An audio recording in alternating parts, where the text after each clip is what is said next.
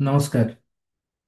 ଆଜି ଜୁନ୍ ମାସର 1 ତାରିଖ, ଏକ ବହୁତ ବଡ଼ ଦିନଟିଏ କୋରାପୁଟ ସହର ପାଇଁ।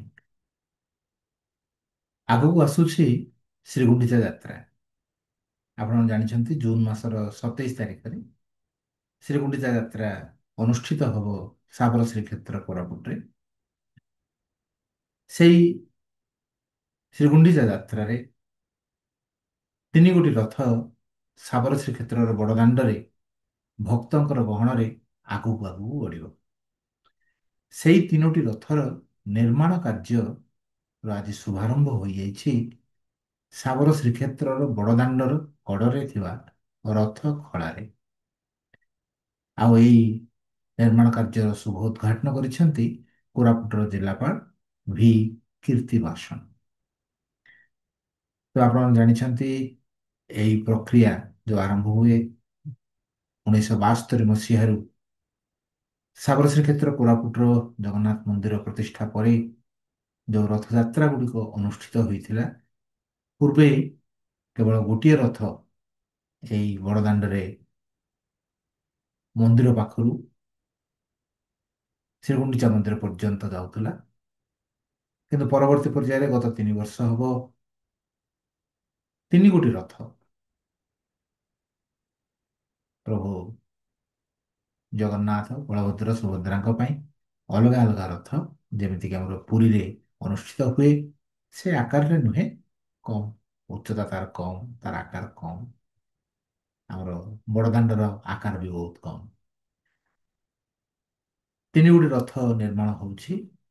ସେଇ ତିନି ଗୋଟି ରଥ ଯୋଉ ଆରମ୍ଭ ହୋଇଥିଲା, ଯୋଉ କାଠ ବ୍ୟବହାର ହେଇଥିଲା, ସେଇ କାଠକୁ ପୁଣି ଥରେ ବ୍ୟବହାର କରାଯାଏ। କିଛି ନୂଆ କାଠ ଏଥିରେ ଲାଗେ ଏବଂ ସେଇ କାର୍ଯ୍ୟ ଆଜି ଶୁଭାରମ୍ଭ ହୋଇଯାଇଛି।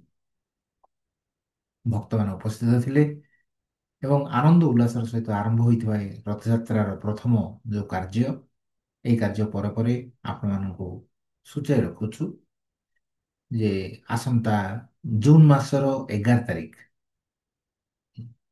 ଲେଖି ରଖନ୍ତୁ, ଦେବସ୍ନାନ ପୂର୍ଣ୍ଣିମା ଯାତ୍ରା। ଠାକୁରେ ଆମର ସ୍ନାନ କରିବେ। ସ୍ନାନ କରି ଅତ୍ୟଧିକ ସ୍ନାନ ପରେ ତାପରେ ସେ ଅଣସରକୁ ଯିବେ, କାରଣ ଦେହ ଖରାପ ହେଇଯିବ, ତାଙ୍କର ଜ୍ୱରରେ ପଡ଼ିବେ।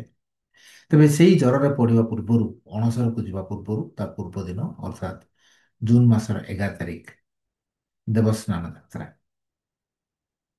ତାପରେ ଅଣସର ସରିବ, ଚିକିତ୍ସିତ ହେବେ ଏବଂ ପୁଣି ଥରେ ଚିକିତ୍ସା ସରିବା ପରେ ସେ ନବଯୌବନ ଦର୍ଶନ ଦେବେ ଭକ୍ତମାନଙ୍କୁ ଏବଂ ସେଦିନ ହବ ନେତ୍ରୋତ୍ସବ।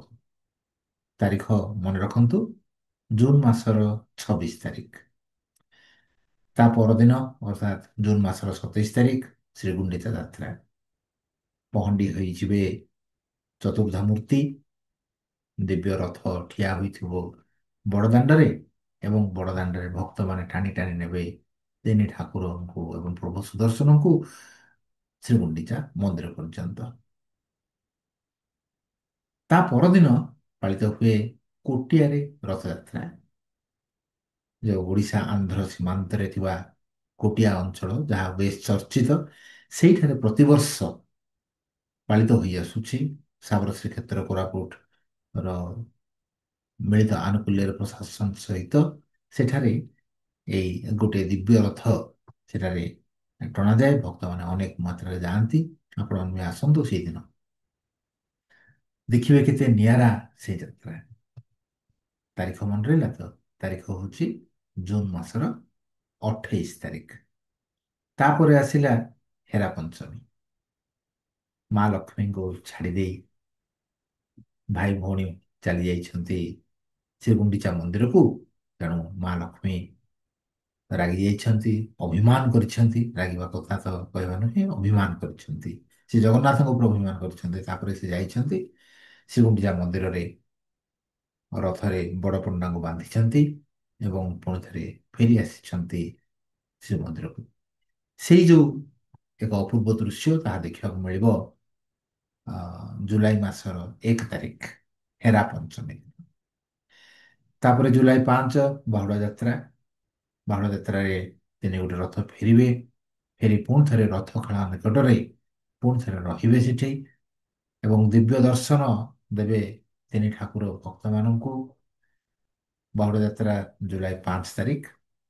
ତାପରେ ରଥ ଉପରେ ସୁନାବେଶ ହବ ଜୁଲାଇ ମାସର 6 ତାରିଖ ଏବଂ ଶେଷରେ ନୀଳାଦ୍ରି ବିଜେ ହବ ଜୁଲାଇ ମାସର 7 ତାରିଖ। ଭୁଲିବେ ନାହିଁ ନୀଳାଦ୍ରି ବିଜେ ଦିବଳକୁ ସାବର ଶ୍ରୀକ୍ଷେତ୍ର କୋରାପୁଟ ମନ୍ଦିର ଉପରକୁ ଆସିବା ପାଇଁ, କାରଣ ଏକ ବିଶେଷ କାର୍ଯ୍ୟକ୍ରମ ହୁଏ ଯାହାକି ବଚନିକା। ମଣିଷ ମଣିଷ ଭିତରେ ଥିବା ଯୋଉ ସ୍ୱାମୀ ସ୍ତ୍ରୀ ଭିତରେ ଥିବା ବିଭିନ୍ନ କଳହର, ବିଭିନ୍ନ ମତାନ୍ତରର ସେଠାରେ କିପରି ଆଲୋଚନା ମାଧ୍ୟମରେ ତାର ସମାଧାନ କରି ହୁଏ, ତାର ଏକ ଅପୂର୍ବ ଦୃଶ୍ୟ ମା ଲକ୍ଷ୍ମୀ ଏବଂ ମହାପ୍ରଭୁ ଜଗନ୍ନାଥଙ୍କ ମଧ୍ୟରେ ହେଉଥିବା ଏହି ବଚନିକା ପ୍ରତିବର୍ଷ ଆୟୋଜିତ ହେଉଛି, ତେଣୁ ଏ ବର୍ଷ ମଧ୍ୟ ଆୟୋଜିତ ହେବ। ଭୁଲିବେ ନାହିଁ, ଆସିବେ ନିଶ୍ଚୟ। ତେବେ ଆରମ୍ଭ ହୋଇଗଲା ରଥଯାତ୍ରାର ପର୍ବ। ରଥ ଗଡ଼ିବ, ଆମ ଜୀବନର ରଥ ଗଡ଼ି ଚାଲିଛି। ଆମ ଭିତରର ଦିବ୍ୟ ରଥ ମଧ୍ୟ ସ୍ପନ୍ଦିତ ହେବ ସାବର ଶ୍ରୀକ୍ଷେତ୍ରର କୋରାପୁଟର ବଡ଼ ଦାଣ୍ଡରେ ଏବଂ ସମସ୍ତେ ଏକାକାର ହୋଇଯିବା ଏବଂ ସମସ୍ତେ ଏକାଥରେ କହିବା ଜୟ ଜଗନ୍ନାଥ। ନମସ୍କାର।